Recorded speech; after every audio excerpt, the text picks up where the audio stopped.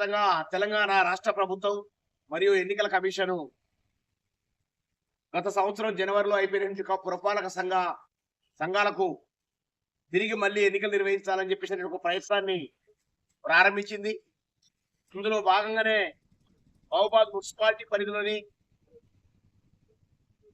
ఏదైతే ఓటర్ల బైఫర్కేషన్ గత అసెంబ్లీ ఎన్నికల్లో జరిగినటువంటి ఓటర్ లిస్ట్ ఏదైతుందో ఆ ఓటర్ లిస్ట్ లో ఉన్నటువంటి ఓటర్ లిస్టులను వాటిని 36 వార్డులకు విభజన చేస్తూ ఒక గెజిట్ నోటిఫికేషన్ ఇట్లా విడుదల చేయడం అనేది జరిగింది. ఆ నోటిఫికేషన్ సంబంధించినది ఇప్పుడు మనం పరిశీలించినప్పుడు ఇవాళ ఏదైతే 36 వార్డులకు ఈ యొక్క ఓటర్ యొక్క విభజన కార్యక్రమం జరిగిందో ఇందులో అనేక అవకతవకలు జరిగినట్టు పరిస్థితి కనబడతా ఉంది. అందులో ఉదాహరణకు ఒక మాటలు చెప్పాలంటే 29వ వార్డు గుమ్మడూరు మందుల బజారు ఈ ప్రాంతం కలిపి 29వ వార్డు ఉంటుంది. కానీ ఈ యొక్క 29వ వార్డులో కంకరబోడు, వెంకటేశ్వర్ల బజారు, bank colony, signal colony, Indira colony, అదేవిధంగా జగశివరావు కాలనీ, ఏటిగడ్డ దండ అంటే ఒక సొంతంగా లేనటువంటి మారుకోట పట్టణంలో నలుమూలలో ఉన్నటువంటి ఓట్ల తీసుకొచ్చేసి ఒక 10 పోలింగ్ బూత్లలో సంబంధించినట్టుగా 10-12 పోలింగ్ బూత్లలో ఉన్నట్టుగా ఓట్లను తీసుకొచ్చేసి ఒక వార్డులో పడేశారు.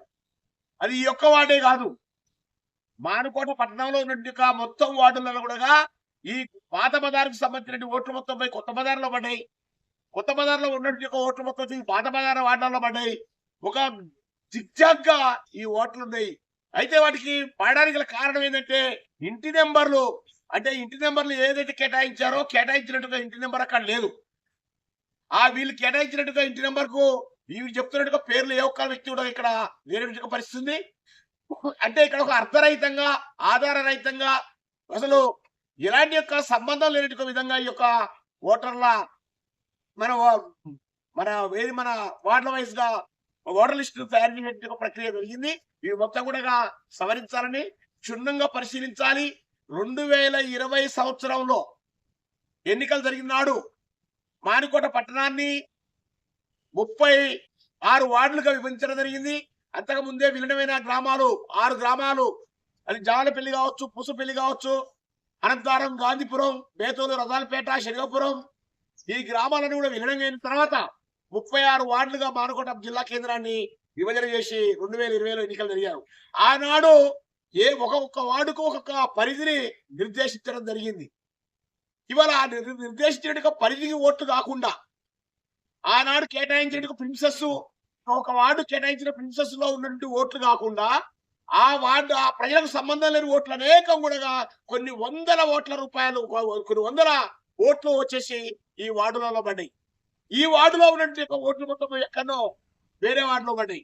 అంటే ఈ రకంగా చూసినప్పుడు రేపు జరగబోయే ఎన్నికలలో అవకతవకలు జరిగే అవకాశం ఉంది. ఇది కుట్రపూరితంగా జరిగిందా, రాజకీయ దురుద్దేశంతో జరిగిందా, లేకపోతుంటే మున్సిపల్ అధికారులకు అవగాహన రాహిత్యం వల్ల జరిగిందా, అవగాహన లేకుండా మున్సిపల్ అధికారులకు అవగాహన లేకుండా జరిగిందా అనేటువంటిది తీవ్రంగా పరిశీలించాల్సిన అవసరం ఉంది.